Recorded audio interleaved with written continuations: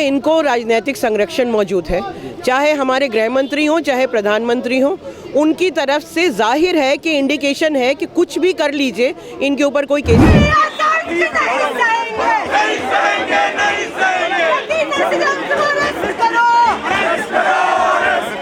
साधुओं को लेकर, संतों को लेकर जिस तरह से लैंग्वेज का इस्तेमाल किया गया, उसको लेकर के अभी चाणक्यपुरी में जो उत्तराखंड सदन है, यहाँ पर कुछ लोगों ने धरना प्रदर्शन शुरू किया है। तो यूपी के इलेक्शन को हिंदू मुसलमान करके वहाँ पे हिंसा करा के और इलेक्शन जीतना चाहते हैं। हिंदू को ये कहा जा रहा है कि आप अपने हाथों से किताबें छोड़ के आप कोई हथियार उठा लीजिए, क्योंकि पूरी मुस्लिम कम्युनिटी का एनहाइलेशन करना है। जिन लोगों ने भी वहाँ पर हेट स्पीच करी है, जेनोसाइड की, मुसलमानों के, क्रिश्चियंस के बात करी है, उन सब पर ही यूएपीए लगना चाहिए। जो इनके ऑर्गेनाइजर्स हैं और जिन्होंने जिन लोगों ने भाषण दिए, उन सब के खिलाफ फौरन एफआईआर दर्ज हो और उनको अरेस्ट किया जाए, उनके खिलाफ लीगल केसेस चलाए जाए।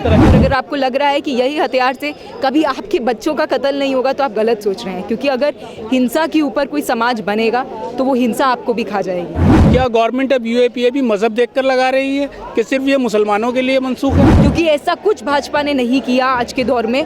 जो कोई डेवलपमेंट के नाम पे वो लोग 2014 में कह रहे थे, वो अब सब खत्म हो चुका है, वो सब एक्सपोज हो चुका है। जिस तरह से 3 दिन तक धर्म संसद चला उत्तराखंड में, और उसमें पुलिस का जो रवैया है, साधुओं को लेकर, संतों को लेकर जिस तरह से लैंग्वेज का इस्तेमाल किया गया, उसको लेकर के अभी चाणक्यपुरी में जो उत्तराखंड सदन है, यहाँ पर कुछ लोगों ने धरना प्रदर्शन शुरू किया है और नारेबाजी की जा रही है सरकार के खिलाफ, इस्तीफे की मांग की जा रही है मुख्यमंत्री की। क्योंकि इस पूरी घटना के बाद पूरी दुनिया में इन वीडियो को ट्रांसक्रिप्शन के साथ, जो वहाँ की लोकल लैंग्वेज है, चाहे वो अगर हम गल्फ़ की बात करते हैं तो वहाँ पर अरबी में, और यूरोप में इंग्लिश में, उसके अलावा और बहुत सारी लैंग्वेज में उसका ट्रांसक्रिप्शन जो टेक्स्ट है वो चल रहा है। और उसके बाद देश में जिस तरह से नफ़रत का इस्तेमाल किया गया, जिस तरह से मुसलमानों का नस्ल कुशी की बात कही गई, जिस तरह से मुसलमानों को मारने की बात कही गई, उससे कहीं ना कहीं देश के प्रधानमंत्री और गृह मंत्री के ऊपर सवाल खड़ा हो रहा है। और सवाल ये खड़ा हो रहा है कि आखिर जो लोग सबका साथ और सबका विकास की बात और सबके विश्वास की बात करते हैं, तो आखिर इस तरह से मुसलमानों का विश्वास कैसे जीत पाएंगे जब तक ऐसे आतंकियों के खिलाफ कानूनी कार्रवाई नहीं होती, जब तक वो सलाखों के पीछे नहीं पहुंचते। इसके साथ ही जिन धाराओं में ये मामला दर्ज किया गया है, उसको लेकर सवालात खड़े हो रहे हैं। क्योंकि अगर कोई मुसलमान,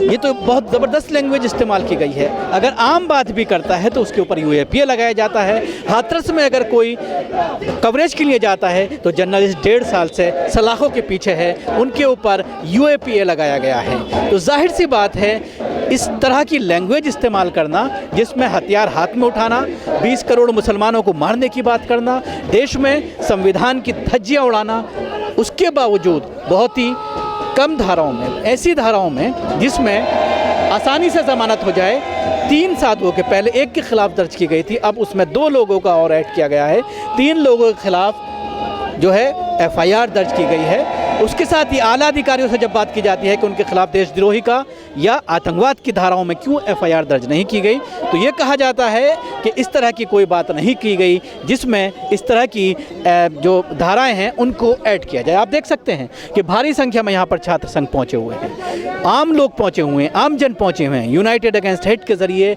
इस प्रोटेस्ट को कॉल किया गया है और काफ़ी संख्या में लोग यहाँ पर पहुँच करके नारेबाजी सरकार के ख़िलाफ़, चीफ मिनिस्टर के ख़िलाफ़ की जा रही है और धाराएं, सही धाराएं लगा करके एफआईआर दर्ज करने और सलाखों के पीछे सभी लोगों को जिन्होंने आपत्तिजनक लैंग्वेज का इस्तेमाल किया है, उनको सलाखों के पीछे पहुंचाने की बात कही जा रही है।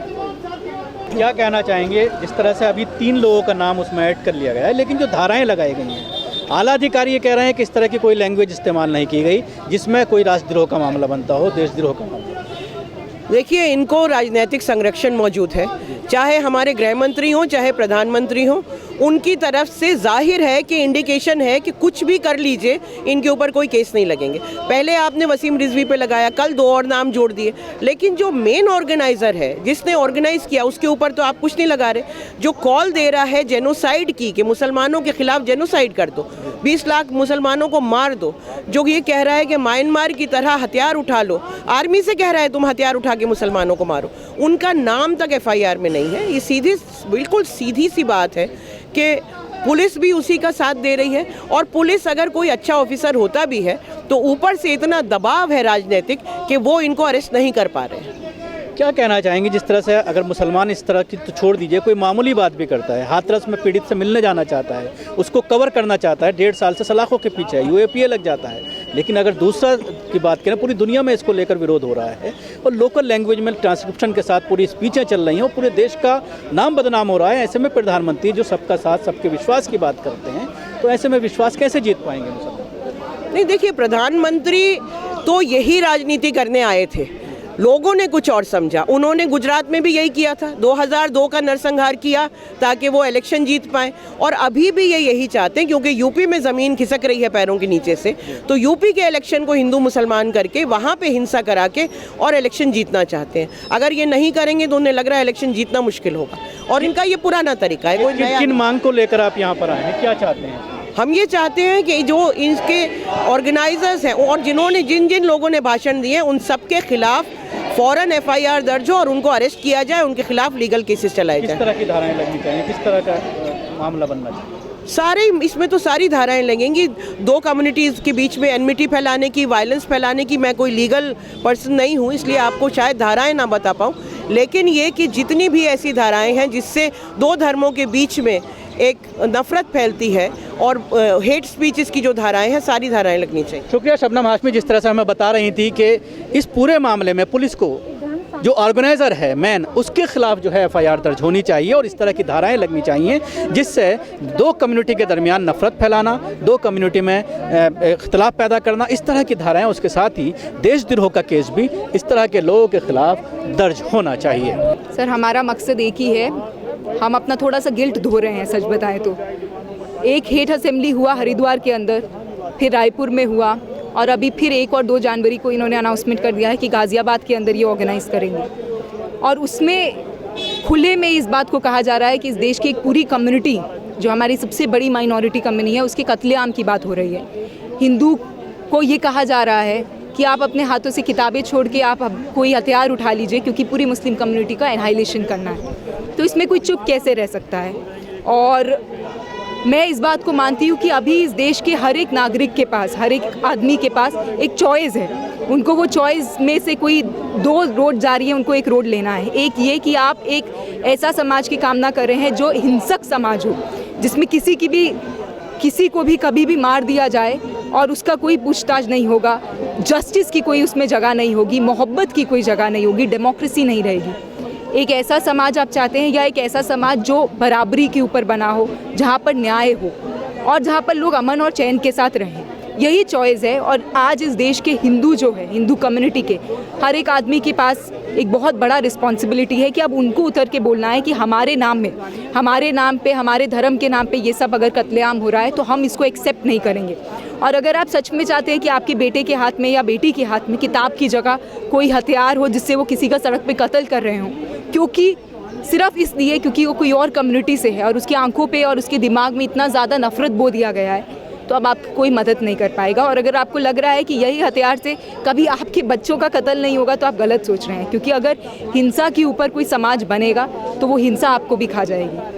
धर्म संसद के नाम पर साधु इस तरह की लैंग्वेज का इस्तेमाल करते हैं और हिंदू धर्म की बात करते हैं। मैं जितना जानती हूँ तो उसमें फिर से मैं यही कहूँगी कि इस देश के हिंदू कम्युनिटी के ऊपर ये एक बहुत बड़ा उनके आगे सवाल है कि वो क्या ऐसे महंत को महंत मानते हैं या उनको टेररिस्ट मानते हैं। अगर आप मुझसे पूछे तो वो सिर्फ नफरत बो रहे हैं। धीरे धीरे इस तरह का समाज बनता जा रहा है, फॉलोअर्स बढ़ते जा रहे हैं। बहुत सारे और भी रीज़न है। आप देखिए, मीडिया में हर टाइम यही आता है। अगर कोई मीडिया से सेंसिबल बात एक्सपेक्ट कर रहा हो, आपको मैं जो बोल रही हूँ वो शायद बहुत ज़्यादा लोगों को सुनाई भी ना दे, लेकिन जो टीवी में चल रहा है वो यही चल रहा है कि ये मुसलमान लोग हैं, या आप बहुत सारे बच्चे पैदा करते हैं, या इस तरह का झूठा अफवाह उड़ाया जा रहा है कि मुसलमान लड़के आते हैं और मुस्लिम लड़कियों को अगवा करके ले जाते हैं। इस तरह का लव जिहाद का झूठा काम चल रहा है, एंटी कन्वर्जन के पूरे फेक रिटोरिक चल रहे हैं क्रिश्चियंस के खिलाफ।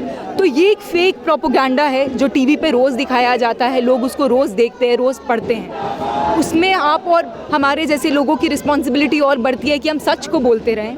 अब वो 10 लोगों के पास पहुँचे, 100 लोगों की या 1 लाख लोगों के, मुझे नहीं पता, लेकिन मैं लोगों को इतना ही कहना चाहूँगी कि आपके पास एक बहुत बड़ा चॉइस है। अभी भी अगर आप भाजपा को वोट करते हैं तो आप सिर्फ और सिर्फ इनके नफरत के एजेंडा पे वोट कर रहे हैं, क्योंकि ऐसा कुछ भाजपा ने नहीं किया आज के दौर में। जो कोई डेवलपमेंट के नाम पे वो लोग 2014 में कह रहे थे, वो अब सब खत्म हो चुका है, वो सब एक्सपोज हो चुका है। और जितना भी लोगों ने अपने प्रोटेस्ट से, चाहे वो फार्मर्स प्रोटेस्ट हो, अपनी यूनिटी से इस चीज़ को दिखा दिया है कि हम इस गवर्नमेंट को पीछे सरकार के और पुलिस के जरिए एक्शन ना लेना, बहुत ही मामूली धाराओं में FIR दर्ज करना, मैन जो ऑर्गेनाइजर है उनके खिलाफ अभी तक कोई मामला दर्ज नहीं होना। तो this is clear, we are in a Hindu nation. आप यहाँ पर अगर बराबरी की नागरिकता की बात करेंगे तो UAPA लग के आप जेल में रहेंगे, 1-2 साल लगेगा, बेल फिर बाद में होगा।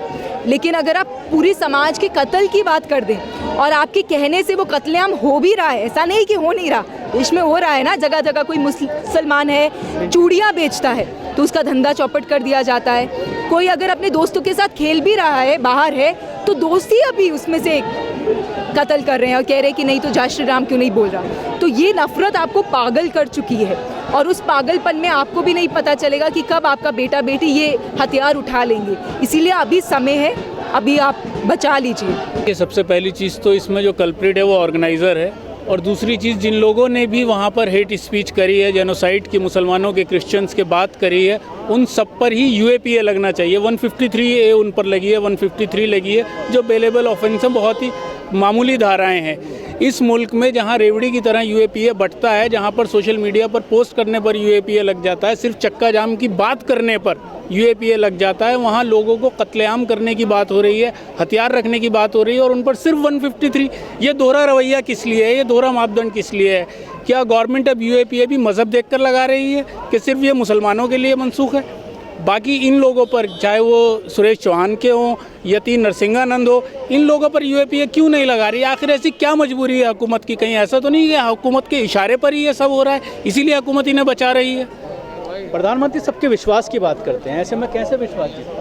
ये तो विश्वास जीतने वाली बात नहीं, इसे विश्वास लूटना कहेंगे। ये विश्वास लूटा जा रहा है, और एक अगर विश्वास जीता जा रहा है तो वो साधुओं का विश्वास जीता जा रहा है, उनको आज़ादी देकर, पूरी तरीके से छूट देकर कि वो अपने मंच पर आएँ और ऑर्गेनाइज़ करें ऐसी सभाएं कि जिसके अंदर वो पूर्व प्रधानमंत्री को टारगेट करें, सरदार मनमोहन सिंह को टारगेट करें, उसके अंदर मुसलमानों को टारगेट करें, क्रिश्चियंस को टारगेट करें उसके अंदर।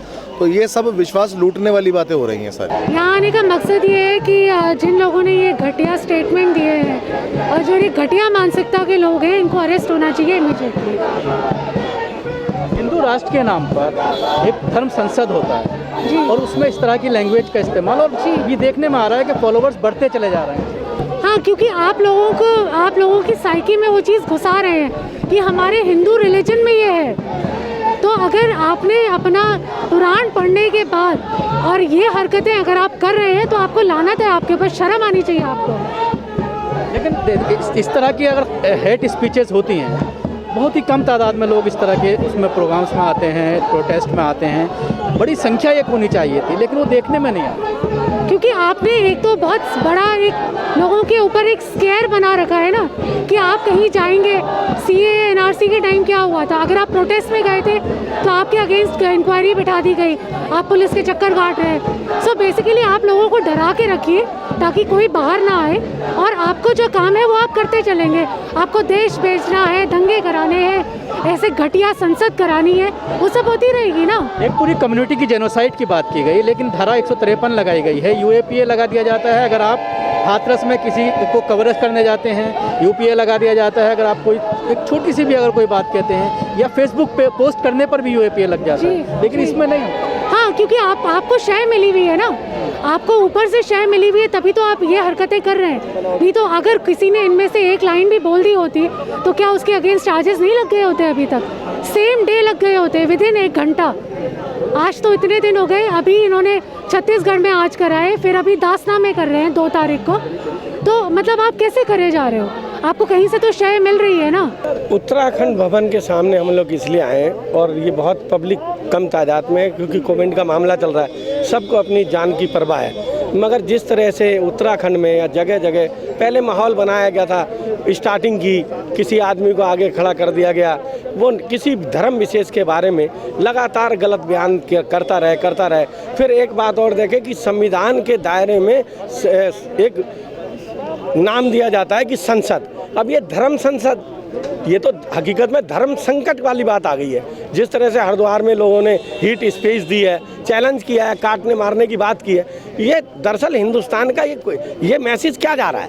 पहले मुसलमानों के ऊपर, फिर क्रिश्चियन के ऊपर, फिर आप अपनी बात मनवा के रहोगे, चाहे वो मौन ब्लीचिंग के कारण भीड़ द्वारा लोग मारे गए हो या किसी और का नाम से। तो ये इस तरह का माहौल बनाना ठीक नहीं है। हिंदुस्तान का इन सारी बातों का मैसेज हिंदुस्तान का दूसरे मुल्कों में गलत जा रहा है, जिससे हम दुनिया से डिस्कनेक्ट हो जाएंगे।